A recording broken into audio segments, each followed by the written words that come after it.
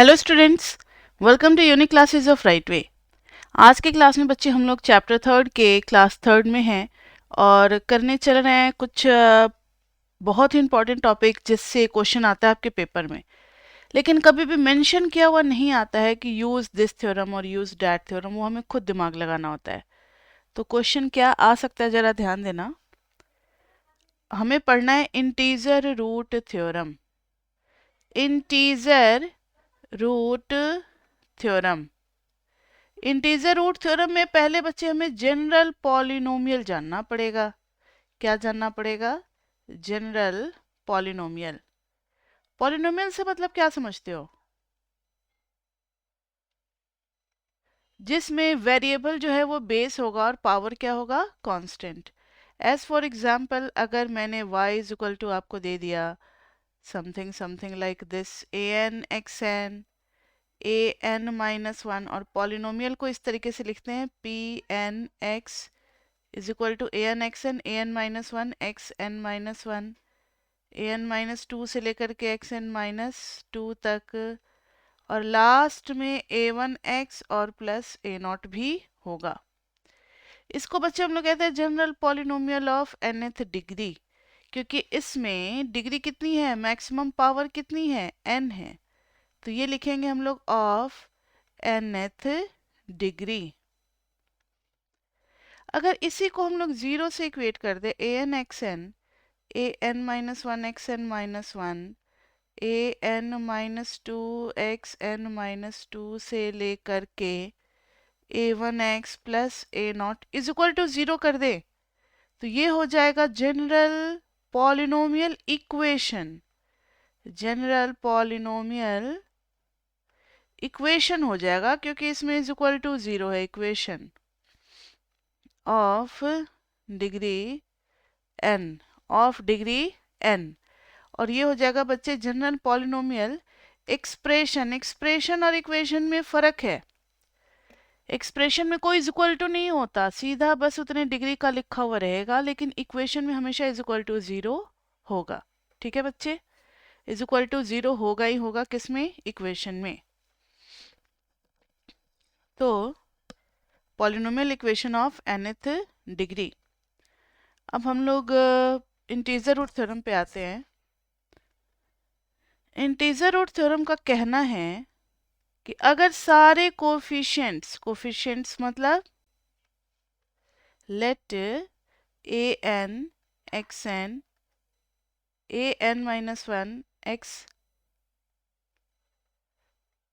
N minus one a n minus two x n minus two से लेकर के a one x plus a not, अगर इसको zero से इक्वेट करते हैं, एंड इफ ऑल कोफिशिएंट्स मतलब if all coefficients a n minus one a n minus two से लेकर के a वन a नॉट आर ऑल इंटीजर्स। इंटीजर्स तो बच्चे आप समझते हो ना, like one two three four, ये सब जितने भी होते हैं natural number with positive and negative sign, these are called integers. तो ये सब अगर इंटीजर्स हैं,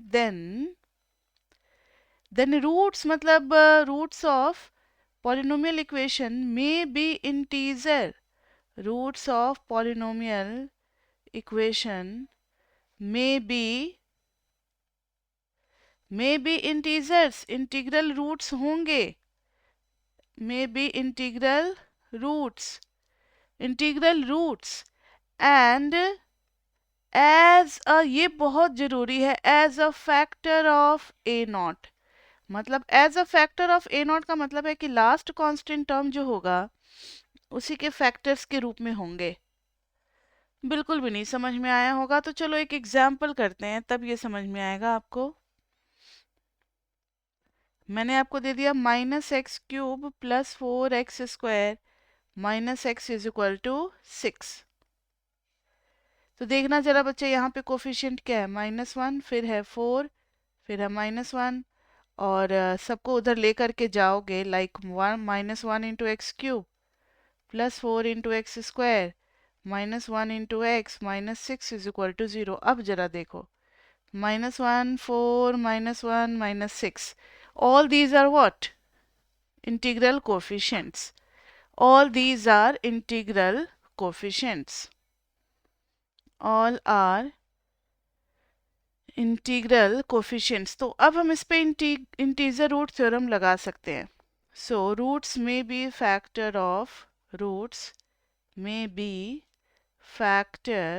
ऑफ लास्ट कांस्टेंट टर्म कौन सा है? -6.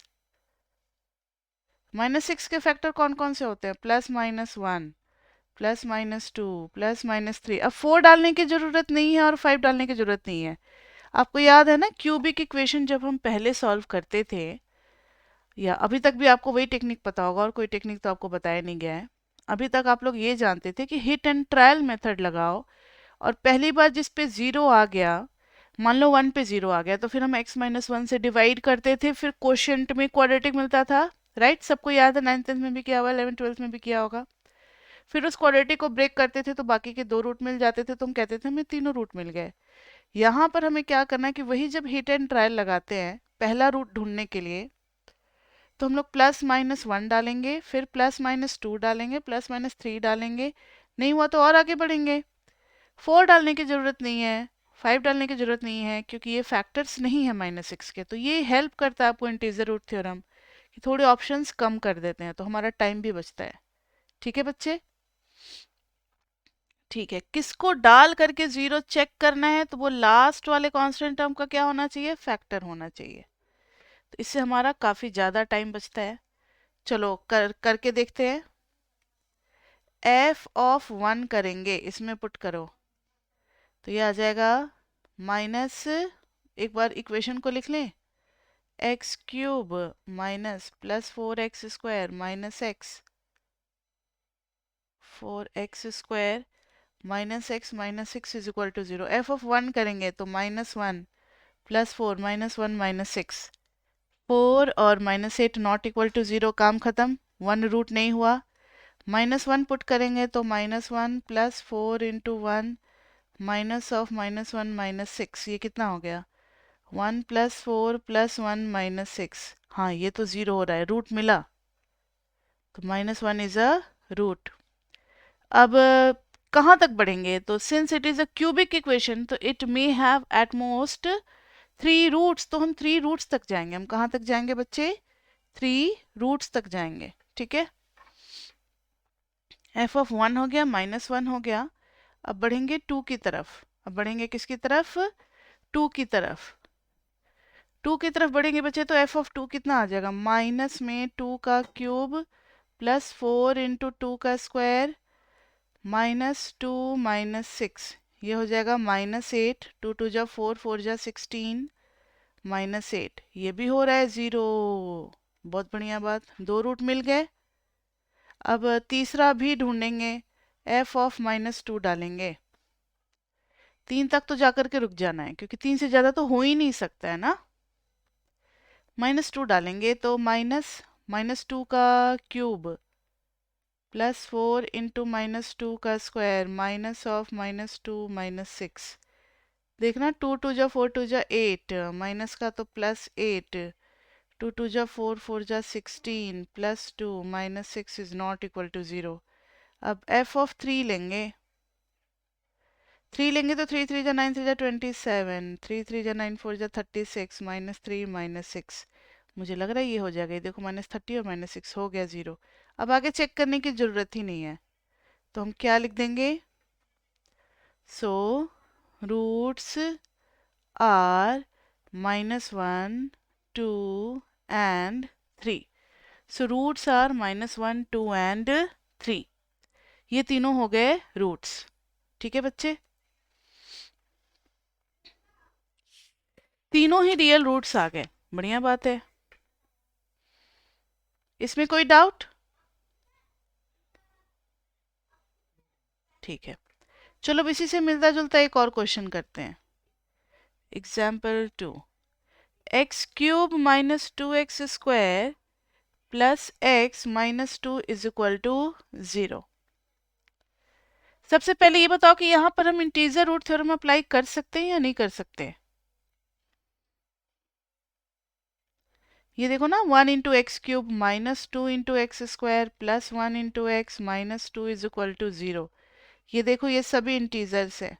कौन कौन से इंटीजर्स है? 1 है, -2 है, 1 है, -2 है, ऑल आर इंटीजर।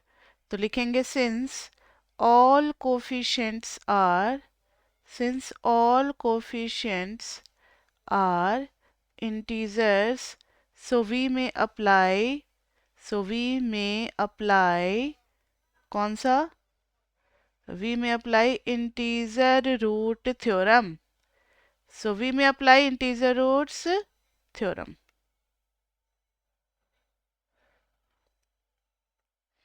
अब देखो, थ्योरम के अकॉर्डिंग रूट्स में बी फैक्टर ऑफ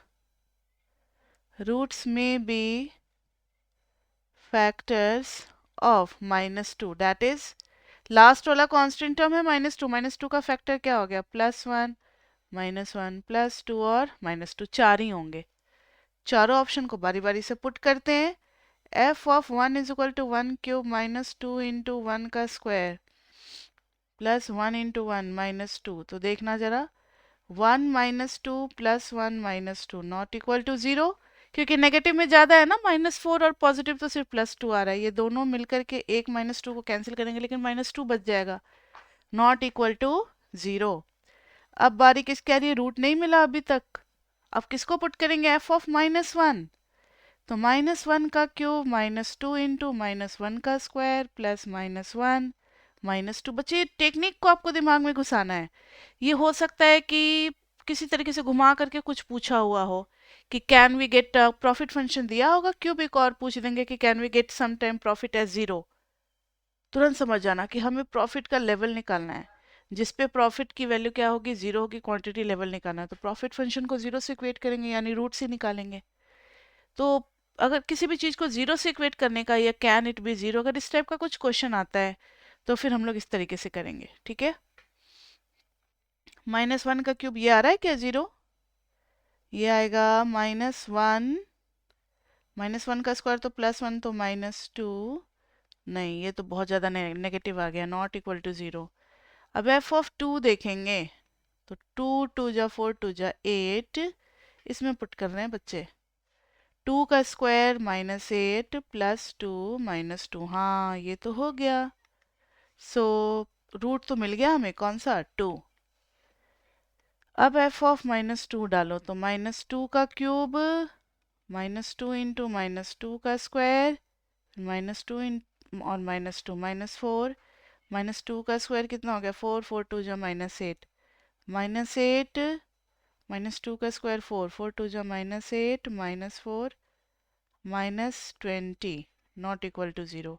ये क्या? यहाँ पर तो एक ही रूट मिला। So x is equal to 2 is the only integral root. अब बच्चे आपसे एक क्वेश्चन है कि ये थी क्यूबिक इक्वेशन, इसमें से इंटीग्रल रूट एक ही निकल करके आया, वो है x इज इक्वल टू 2।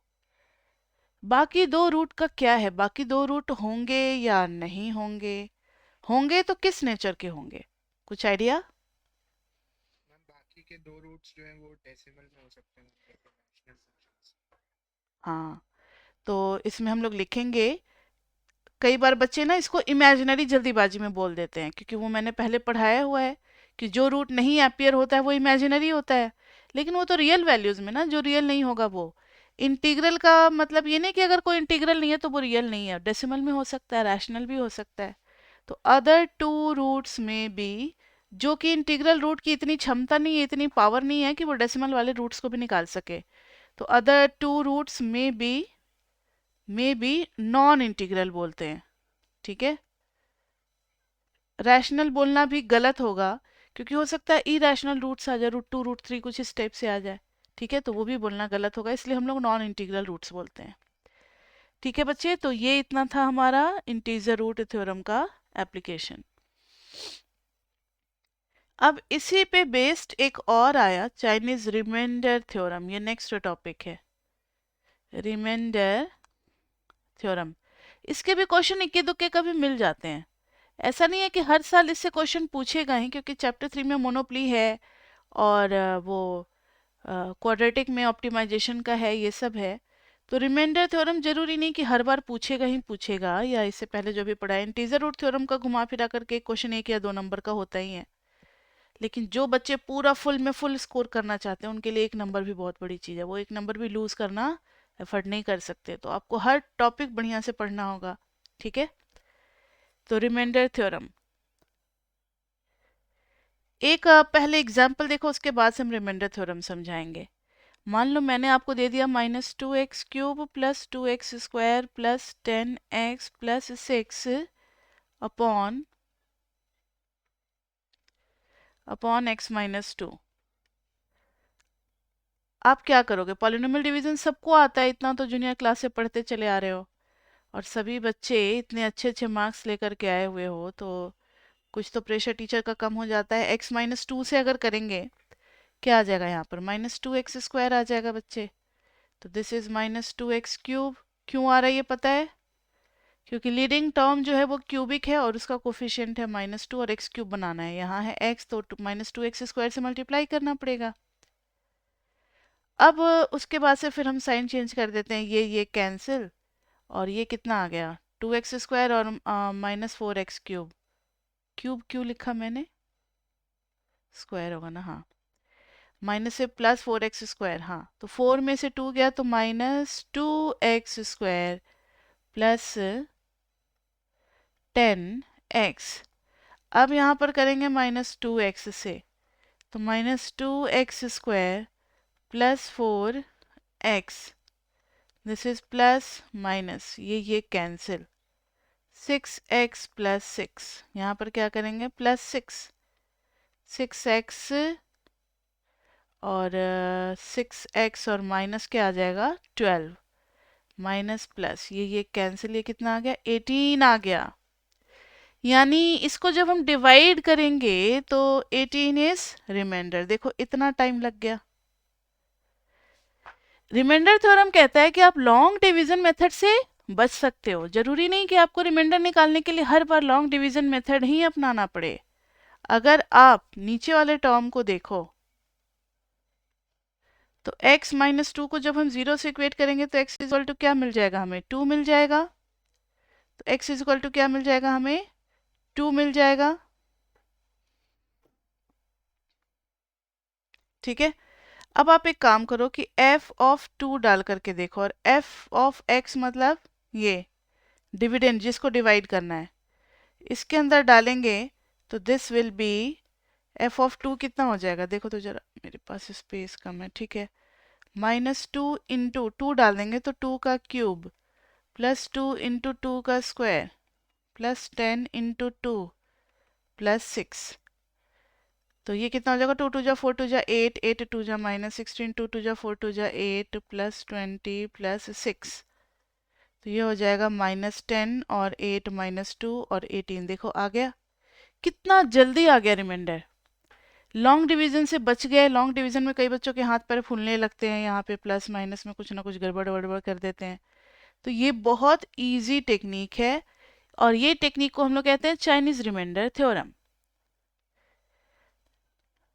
यानी if f(x) is divided with, अगर f(x) कोई भी पॉलिनोमियल है, ये डिवाइडेड विथ, हम सिर्फ लीनियर पॉलिनोमियल की बात करें बच्चे, क्वाड्रेटिक की नहीं, with x minus a, then remainder is given by, remainder is given by f of a, then remainder is given by f of a, मतलब f के अंदर अगर x की जगह a डाल दो तो रिमाइंडर हमें मिल जाएगा, ठीक है। यही है चाइनीज रिमाइंडर थ्योरम।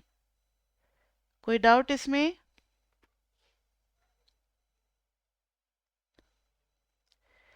अगर f a is equal to 0 आ जाए, इसका मतलब क्या होगा?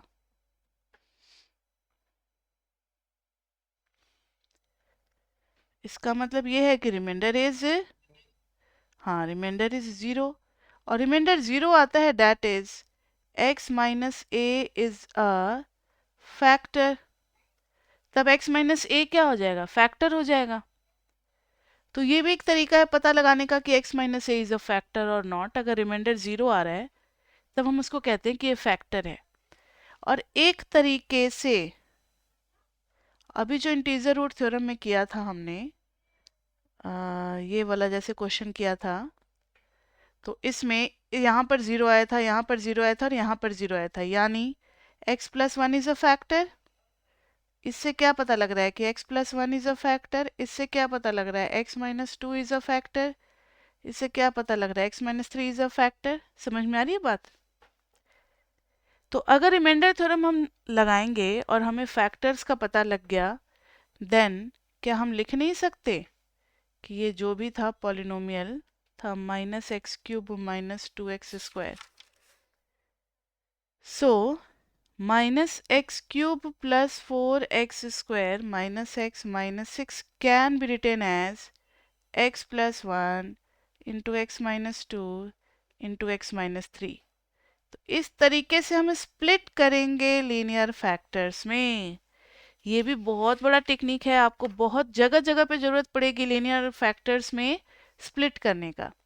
तो ये मेथड वहाँ पर काम आता है कि आप इंटीजर रूट थ्योरम लगा करके सारे रूट्स का पता लगा लो और फिर x minus a, x minus a two, x minus a three, इस तरीके से करके सारे फैक्टर्स लीनियर बन जाएंगे और उनको मल्टीप्लाई करके लिख दो। ठीक है बच्चे?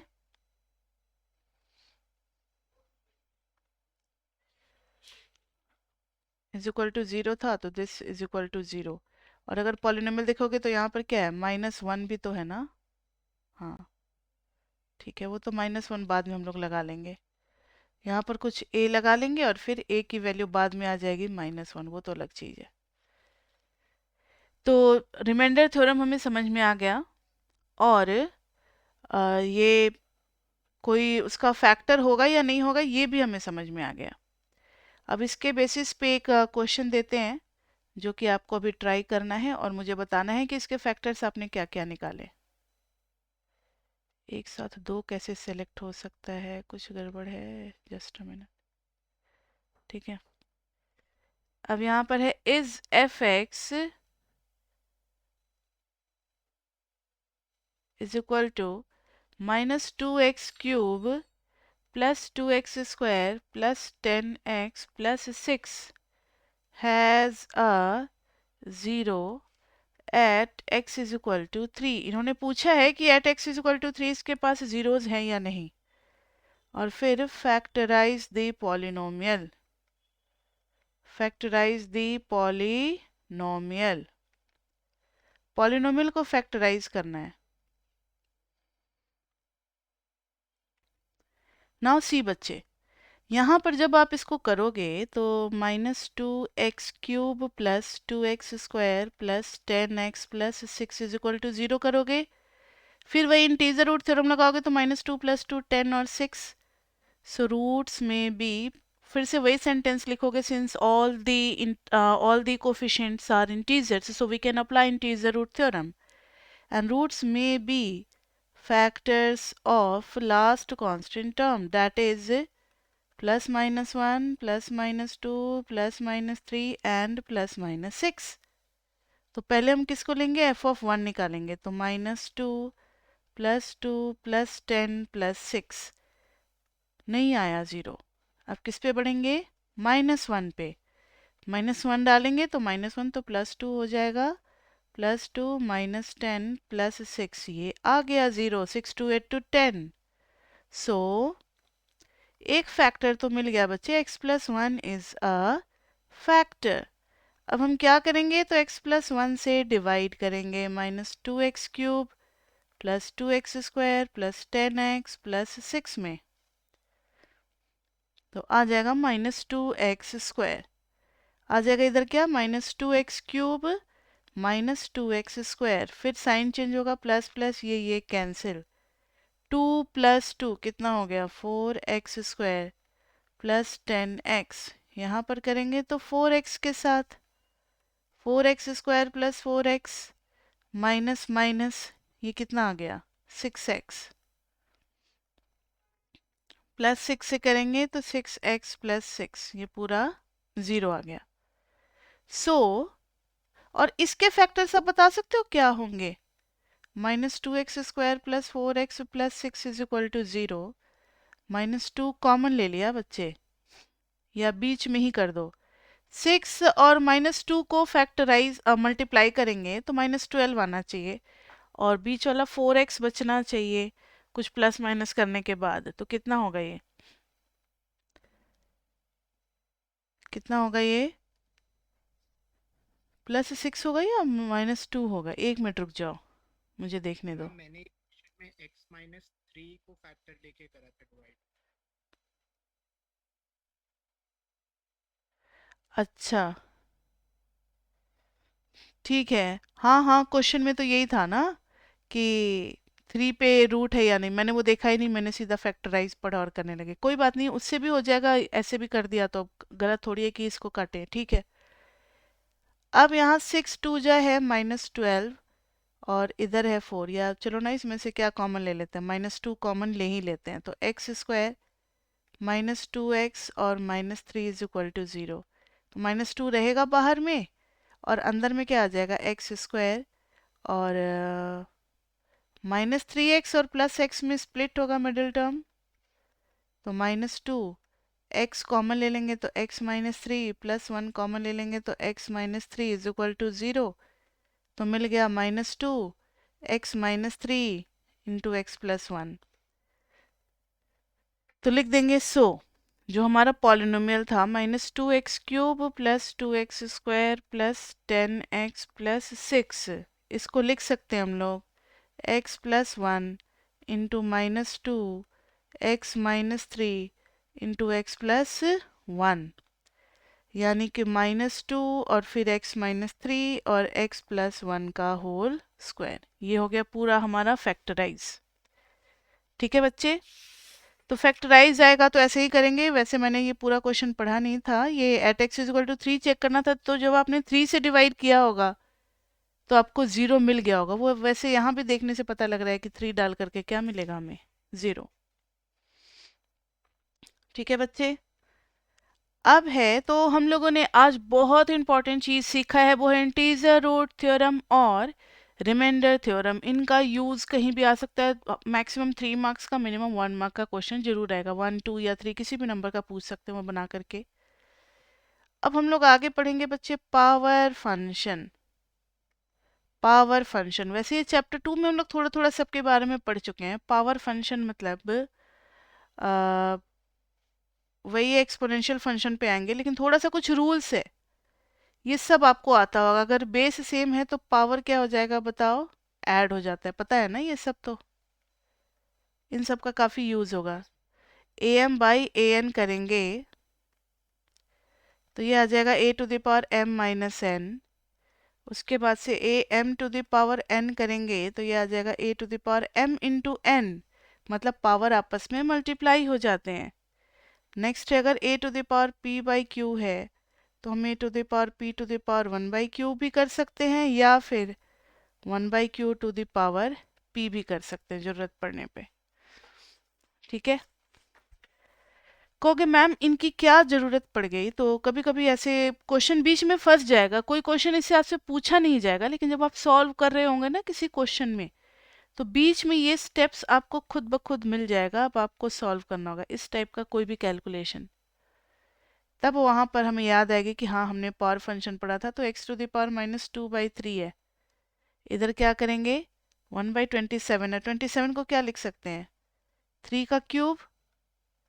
अब -2/3 है, दोनों तरफ ले लो 1/3, ले लिया। इधर 3 से 3 कैंसिल, इधर 3 से 3 कैंसिल, तो x⁻² क्या बच गया? 1/3। तो ये हो गया 1/x² 1/3। तो विच इम्प्लाइज, अच्छा implies that implies that implies that implies that x² = 3, which implies that x ±√3। दो वैल्यूज मिलेंगी। तो अगर पावर का हमें मैनेज करना नहीं आएगा तो यही नहीं, माइक्रो में प्रोडक्शन फंक्शन मिलेगा, काफी कुछ मिलेगा, तो वहां बच्चे सॉल्व ही नहीं कर पाएंगे, एक चीज को दूसरे के टर्म्स में एक्सप्रेस नहीं कर पाएंगे। पावर को इधर उधर करना अगर आसान नहीं होगा तो। यस, मैम ये जो आपने x⁻²/3 × 1/3 करा है, हम्म। तो मैम इसमें तो वो मल्टीप्लाई हो जाएगा ना, 2/9 बच जाएगा। अच्छा हाँ। हाँ हाँ ठीक है। 1 मिनट रुक जाओ। तो 3 करना चाहिए था मुझे। नहीं, पावर 3 करना चाहिए था। यस मैम, ऐसे। हाँ हाँ हाँ हाँ। 1 मिनट।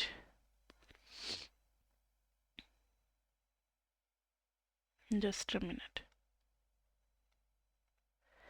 तो इसमें पावर 3 कर देंगे, तब जाकर के ये 3 कैंसिल हो जाएगा, और इधर कितना हो जाएगा, x⁻², और इधर हो जाएगा 3⁻9। फिर 1/x² करेंगे तो 1/3⁻9। तो x is equal to plus minus root under 3⁻9, दो दो वैल्यूज मिल जाएगी। ठीक है। नेक्स्ट है एक्सपोनेंशियल फंक्शन, और ये लास्ट टॉपिक है हमारा चैप्टर 9 का, एक्सपोनेंशियल फंक्शन। उसके बाद से फिर आप असाइनमेंट का क्वेश्चन करोगे और असाइनमेंट के डाउट्स होंगे चैप्टर 3 में। कॉन्सेप्ट देने का मेरा काम खत्म। अब 1 2 3 जितने भी चैप्टर्स है सबके असाइनमेंट अब आपको करने, और असाइनमेंट का डिस्कशन वो अलग क्लास बनता है। ठीक है। तो वो उसका डेट बता देंगे कि कितने डेट को आपको प्रिपेयर करके रखना है, उसी दिन फिर हम लोग उसका डाउट डिस्कशन करेंगे। तो देखना बच्चे, एक्सपोनेंशियल फंक्शन ये चैप्टर 2 में बता रखे हैं कि अगर f x is equal to x to the power a है तो हम इसको एल्जेब्रिक फंक्शन कहते हैं, क्योंकि बेस जो है ना वो है वेरिएबल। लेकिन अगर f x is equal to a to the power x आ गया तो this will be called exponential, क्योंकि बेस क्या है, कांस्टेंट। बेस क्या है, कांस्टेंट। ठीक है। एक आपने फंक्शन पहले भी पढ़ा होगा, कंपाउंड इंटरेस्ट का फॉर्मूला पढ़ा है आपने, a is equal to p 1 + r⁴n। 11th 12th में पढ़ा होगा कंपाउंड इंटरेस्ट का फॉर्मूला। ठीक है। ये भी एक तरीके से is an example of exponential function. कहोगे कैसे ma'am, n is time, n या t आपने जो भी पढ़ा होगा, अगर इसको हम t से रिप्लेस कर दें तो देखो ना, बेस रेट तो हमेशा कांस्टेंट रहता है ना। बैंक का केस 9% चल रहा है, 11% चल रहा है, तो वो तो रेट तो हमेशा फिक्स होगा, एनुअल रेट ऑफ इंटरेस्ट। अब टाइम जितना ज्यादा रखोगे उतना ज्यादा आपका अमाउंट भी बनेगा। तो principal is constant, rate is constant, तो बेस इज कांस्टेंट, तो पावर क्या हो जाएगा हमारा, पावर पे ही डिपेंड कर रहा है फंक्शन। पावर पे ही डिपेंड कर रहा है फंक्शन। इसी के जैसे एक पॉपुलेशन मॉडल भी होता है, ध्यान से देखना। पॉपुलेशन मतलब PT after T years what will be population, तो initial population into 1 plus rate of growth of population to the power T, कितना टाइम लगा पॉपुलेशन में। ठीक है। तो इसको हम लोग पॉपुलेशन मॉडल करते हैं, जो कि बिल्कुल कंपाउंड इंटरेस्ट जैसा ही चलता है। मनी, ये हो गया मनी से रिलेटेड, इसलिए हम लोग इसमें प्रिंसिपल और अमाउंट वगैरह यूज कर सकते हैं। लेकिन कोई पॉपुलेशन में हम प्रिंसिपल या अमाउंट नहीं यूज कर सकते ना, इसलिए पॉपुलेशन मॉडल को थोड़ा सा बस उनका प्रेजेंटेशन अलग कर दिया जाता है पी नॉट और पीटी से। अब एक क्वेश्चन है बच्चे जो कि ये है कि कोई कंट्री का पॉपुलेशन जो है ना वो डबल हो जाता है इन 15 ईयर्स, तो रेट आपको बताना है। अगर किसी कंट्री का या किसी नेशन का पॉपुलेशन डबल हो गया है 15 ईयर्स में, तो बच्चे आपको बताना है कि रेट ऑफ ग्रोथ क्या है, ग्रोथ ऑफ पॉपुलेशन का रेट। तो देखो अभी जस्ट मैंने आपको बताया population model, p t is equal to p naught 1 + r⁴ तो ये पी टी का फाइनल वैल्यू क्या हो रहा है, ट्वाइस हो जा रहा है पॉपुलेशन। पी नॉट को कितना ले लेंगे, पी नॉट तो ये हो जाएगा 2 p0। समझ में आ रही है बात। अगर इनिशियल पॉपुलेशन पी नॉट ले लिया तो पी टी कितना हो जाएगा 2 p0, और रेट हमें नहीं पता, लेकिन सब कुछ हो रहा है 15 साल में। 15 साल में p naught cancel, 2 is equal to 1 + r⁴ अब इस टाइप के क्वेश्चन को हम लॉग और एंटी लॉग लेकर के सॉल्व तो कर सकते हैं, लेकिन आपको अभी लॉग और एंटी लॉग नहीं पढ़ाया गया है। तो आपको किस तरीके से करना है, 1 + r = 2 to the power 1/15 कर देना है, ये तो सबको पता है। पावर जब दूसरे साइड जाता है तो क्या हो जाता है, 1/15। फिर r की वैल्यू निकालोगे तो 2⁻1/15 -1, यही हो गया रेट ऑफ ग्रोथ का वैल्यू। अब 2⁻1/15 भी हम लोग साइंटिफिक कैलकुलेटर से निकाल सकते हैं, लेकिन आपको अलाउड नहीं है, तो आपको आंसर इसी फॉर्म में छोड़ना है। वैसे अगर आपको बुक से मैच करना होगा तो बुक में तो परफेक्ट आंसर होगा, तो आप साइंटिफिक कैलकुलेटर यूज़ कर सकते हो। और आपके मोबाइल में भी होगा, तो आप इसकी वैल्यू निकालोगे ना, तो 2 आपके कैलकुलेटर में होगा कैरेट का साइन ऐसे वाला, उसके ऐसे 15 टाइप करना, और फिर आंसर जो आएगा उसमें से -1 कर देना, तो रेट आ जाएगा। ठीक है, तो फिर रेट आ जाएगा। तो ये इतना था चैप्टर 3 में। अब आपको क्या करना है कि चैप्टर 3 के अंदर के सारे क्वेश्चंस ढूंढ ढूंढ करके कर लेने हैं, और डाउट क्लास में उनको डिस्कस करना है मेरे साथ। ठीक है बच्चे, तो see you in the next class.